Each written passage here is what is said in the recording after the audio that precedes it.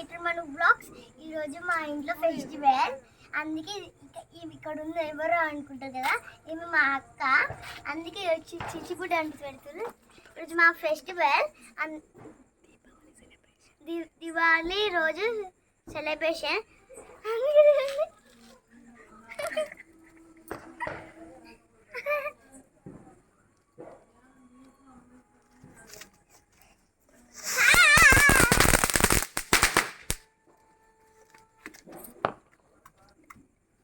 చూడండి,